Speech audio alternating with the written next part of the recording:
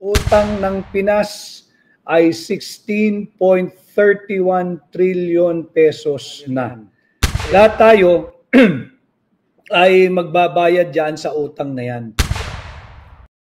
Utang ng Pinas ay 16.31 trillion pesos na.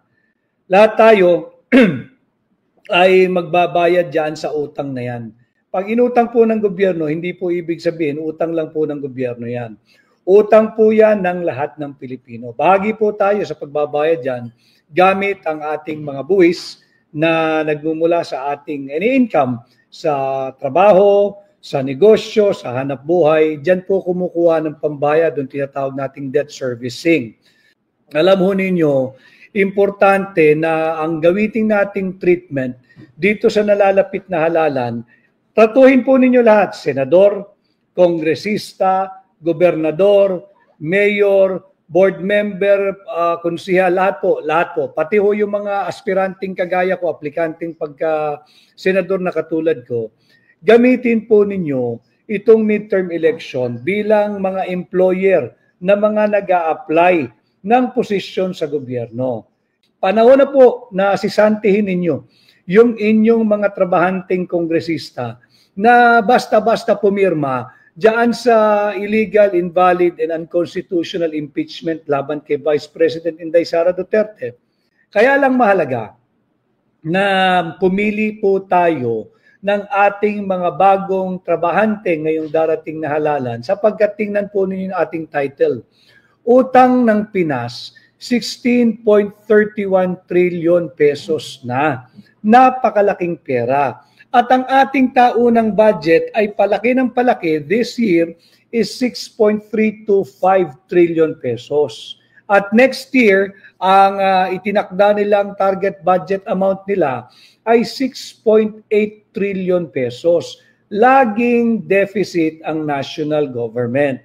Kaya kung ano man ang kulang sa ating taunang budget, uutangin po iyan ng gobyerno. Alam naman ho natin lahat anong nangyari, anong ginawa dito sa 2025 budget. Nagpasa ng mga blankong, nagpasa ng taunang budget base sa mga blankong item sa Bicameral Conference Committee report. Ngayon, kung blanko yan, paano tayo nakapagpasa ng ating taunang budget? At higit po riyan, kinakailangan, yung lagi ko sinasabi, we cannot allow the government and the people running our government to spend more than what we earn. We cannot have a budget more than what we actually collect. Sapagkat magiging mauwi po tayo sa deficit.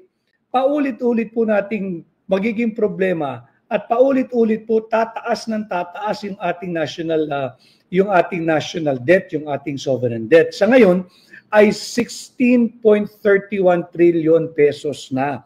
Kaya mahalagang pag-uusapan natin paulit-ulit yung budget.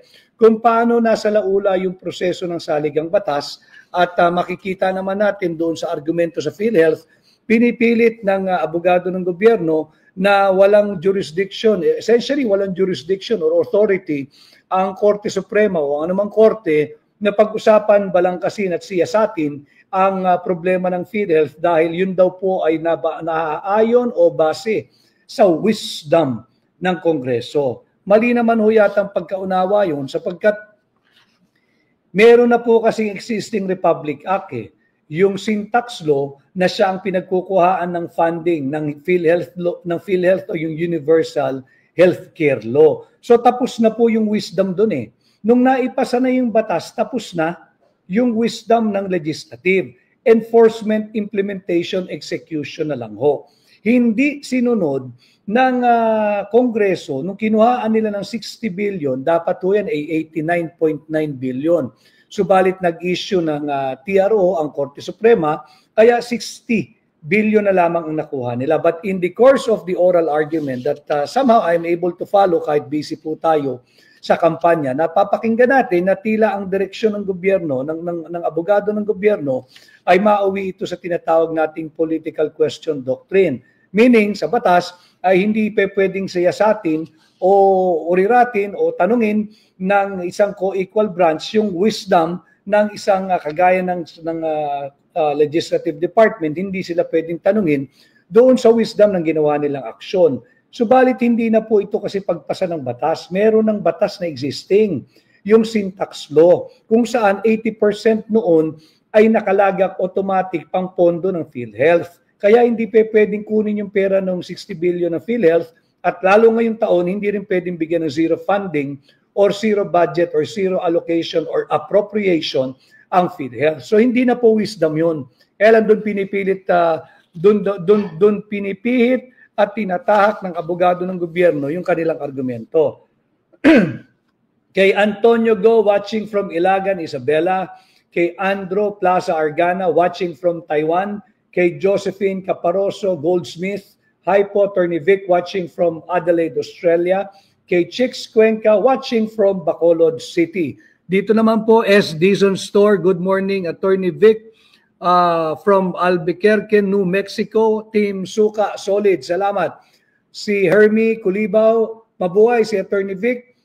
Kenny Divol Rodriguez, yung mga gusto pong sumali, buksan lamang ho yung camera at bawal ang bastos at mambastos. Ang gabi, Attorney, kay JL para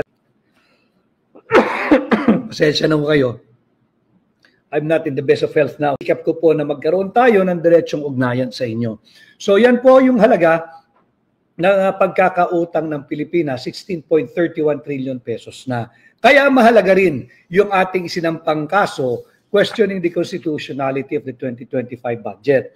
At bukas nga ho ay gaganapin yung preliminary conference sa Korte Suprema kung saan ay first time makikita ng mga abogado natin ano ba yung isinumiting enrolled bill kung meron, but meron daw, ano ba yung enrolled bill na sinumite, ito ba'y may blanco o wala, ito ba'y pirmado o hindi.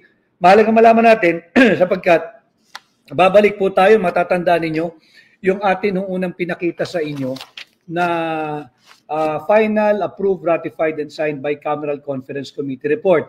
Makikita natin dito, tinatakan ng House of Representatives Bills and Index Service na na-receive nila noong December 11, 2024. Pag ito po ay isinumiti na, wala na pong ibang gagawin. Tapos na po yung proseso ng pagpasa ng budget. Tapos na.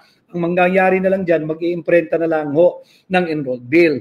Kaya hinihingi natin yung kopya, yung original copy ng enrolled bill upang makita natin yung enrolled bill ba may blanco rin kagaya po nito o meron ng laman.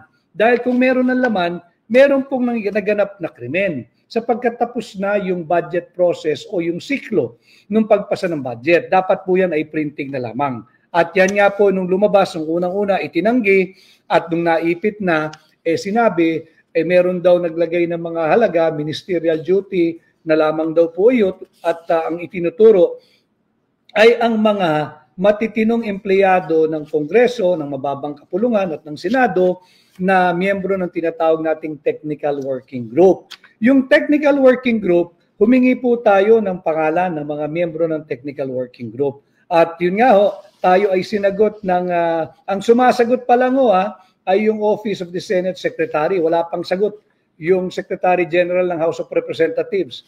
Ang sagot nila, tayo po ay refer. Tayo po ay itinuro doon sa Legal Department ng Senado. So hindi rin po tayo binigyan ng listahan ng pangalan ng mga miyembro ng Technical Working Group. Paulit-ulit ko po sinasabi, hindi naman po natin titugisin yung mga matitinong empleyado ng gobyerno. Ang atin lamang, since sila ang inilaglag na una nung kongresista ng Marikina, siya nagsabi na mga empleyado ang nag-fill up nito, kaya natin hinihingi yung mga pangalan ng Technical Working Group. Nang sa ganun, sa pagbibuild up po natin ng criminal case, pati sa pag-iimbestiga, meron man tayong pangalan at makausap po, kayo ba talaga ang nag-fill up nito? Kung hindi kayo, maaari bang sabihin ninyo dahil tila linalaglag na kayo ng organisasyon ng Kamara o ng mababang kapulungan. Subalit hanggang ngayon, wala tayong nakukuhang sagot. Yan din yung mga hinihingi po ng hakbang ng maisog, yung tinatawag nating kasalatan ng transparency at accountability ng kasalukuyang gobyerno.